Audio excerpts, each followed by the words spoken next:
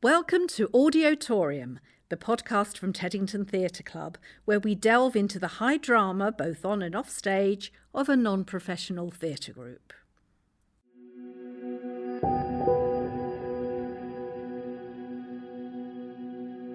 Teddington Theatre Club presents 13 Frights of Hallowe'en.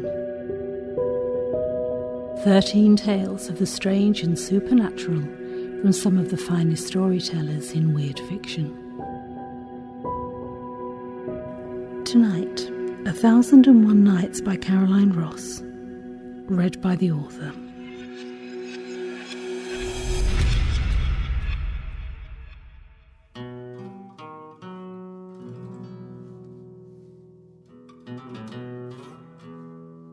Once there was a young girl whose fate it was to marry the Sultan.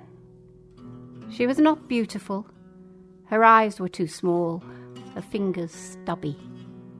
She was not rich. Her father was a shepherd, and she kept chickens, collecting their eggs, deftly wringing their necks with her small hands and plucking them when it was time to sell. But she could sing.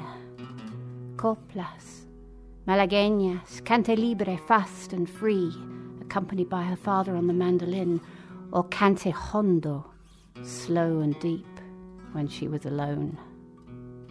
And it was this that the Sultan heard when he was out riding. She had duende. It made her chickens lay well, and it stopped the Sultan's grey stallion in its tracks, lifting its hoof to paw delicately at the air. The transaction was done. When she was dressed in her bridal dress, with a veil so delicate it seemed to have been made from the wings of moths, her father wept to see her go. A year later he sold the chickens.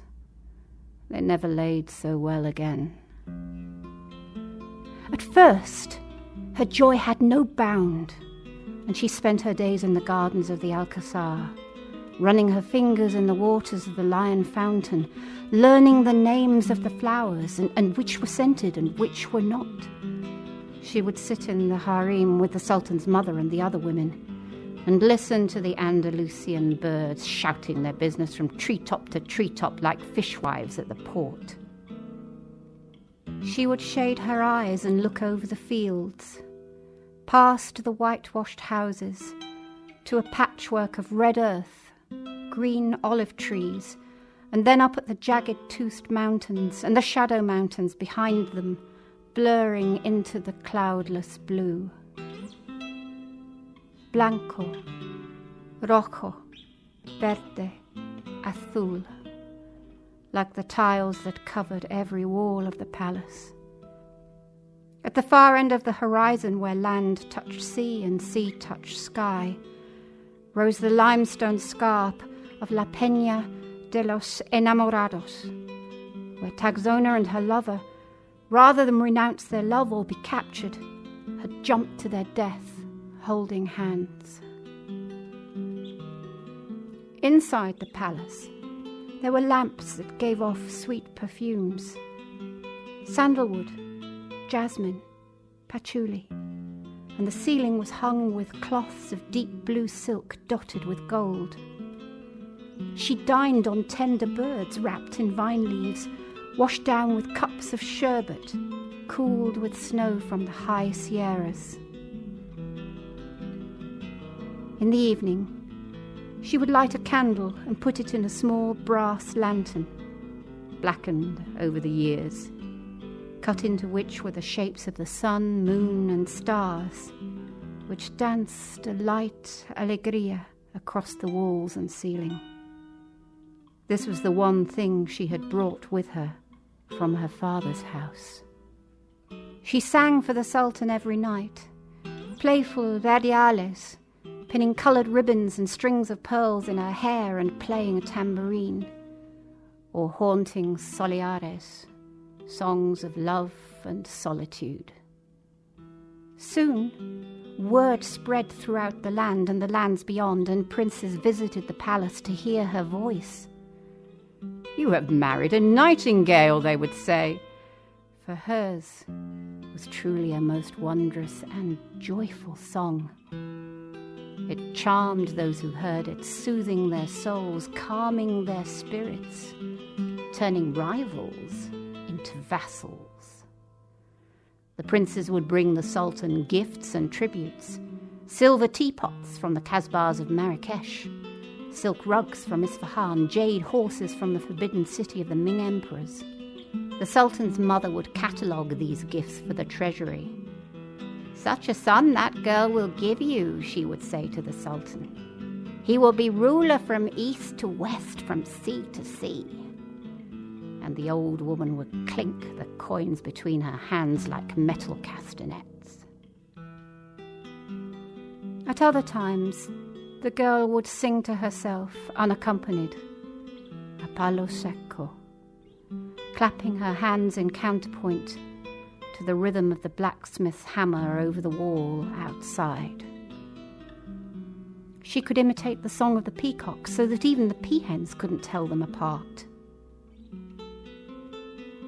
The Sultan was proud and handsome, and he grew taller in her wonder. At first, she amused him, and he took his pleasure from her without reserve. He put her in the highest tower of the palace so she could look down on the other women below. But as the days passed, he needed more and more, till she had nothing left to give. Then he felt cheated. She had raised him up, but lacked the strength to hold him there. "Sing," he would demand. But she could not. For the first time, her voice began to fail her. It wavered in the low notes, cracked in the high notes. She could no longer find the spaces in between, like a child's finger width on the strings of a rebec where duende lay. Princes no longer visited. Or if they did, they would hold the Sultan's eyes, not bow their heads. The other women exchanged secret glances behind their fans. The Sultan's mother no longer even looked at her. Then it started. She was poor at her lessons. Her calligraphy looked like the writing of a spider. When she went outside the palace to buy slippers in the market, she forgot to take her manservant with her. When she made tea for the Sultan's mother, it was too weak. Then it was too strong. "You're trying to poison me," the old woman cried, dashing the cup on the stone floor and making the girl clear it up to teach her a lesson. The girl was clumsy, careless. She broke things, his things, always his things, but then all the things were his. She was his. She spoke too much, or rather at the wrong times. She interrupted men when they were speaking. After a while, she spoke so little that her dry throat hurt her when she tried to make a sound. She no longer sang, and even the peacocks became mute. When she no longer spoke, he punished her for her looks until her eyes grew red and clouded like the seeds of pomegranates. The Sultan would grow so angry the tapestries would catch fire and the flames would taunt her like the gitanos, with backs curved, long arms and fingers stretched out and twisted, their eyes ablaze, dancing a mocking bulería. At such times, the courtiers would quietly disperse, their eyes lowered lest they meet hers, for this they could not bear. Then the Sultan would strike her and beat her till she could no longer stand. There was never any sound as this took place, neither from him nor from her, just the dull thud, thud of his fist on her face. When she took tea on the Mirador with her designated friends, she would catch them out.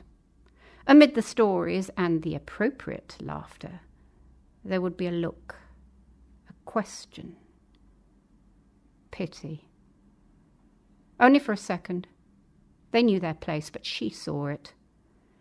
And then she would laugh, explain. She was always walking into things. She had tripped in the baths. She had a weak back, a childhood affliction. Her eyes watered in the sun. She started to use thicker powder to cover her face, wore long-sleeved tunics and too much kohl around her eyes.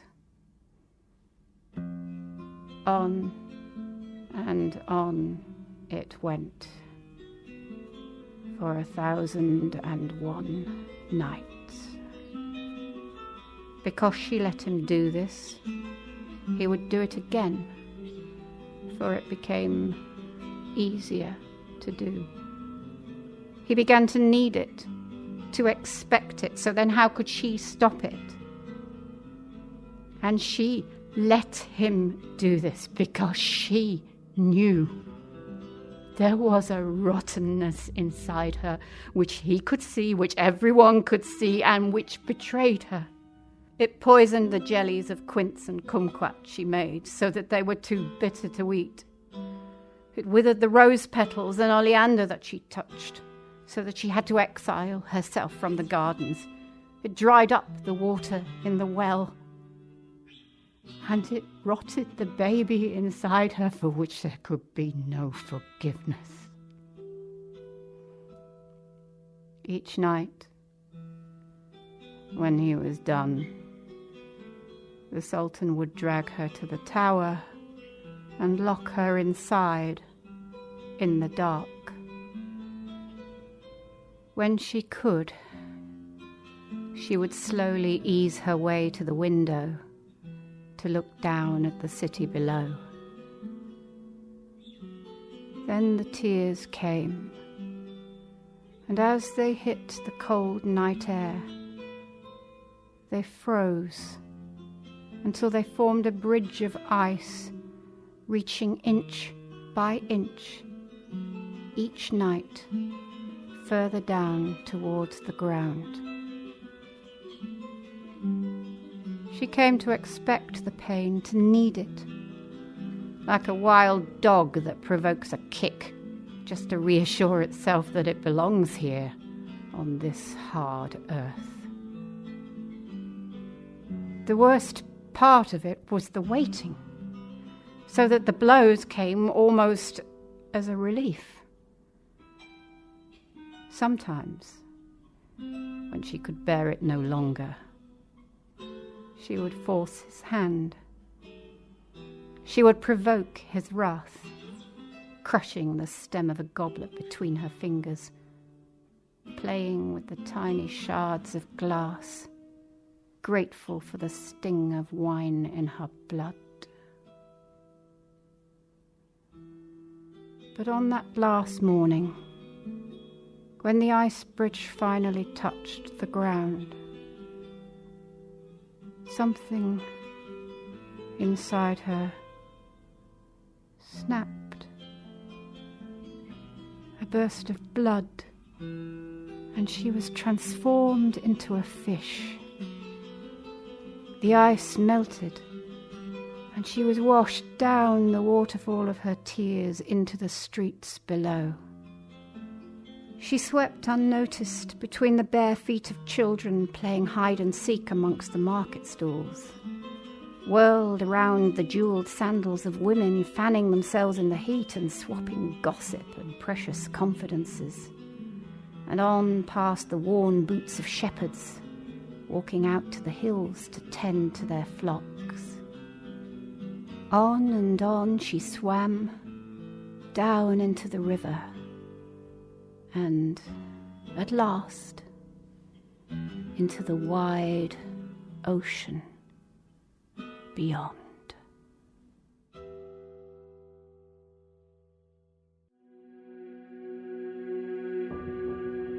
"1,001 Nights" by Caroline Ross was read for Teddington Theatre Club by the author, with studio recording by Harry Jacobs. It was edited and produced by Nigel Cole.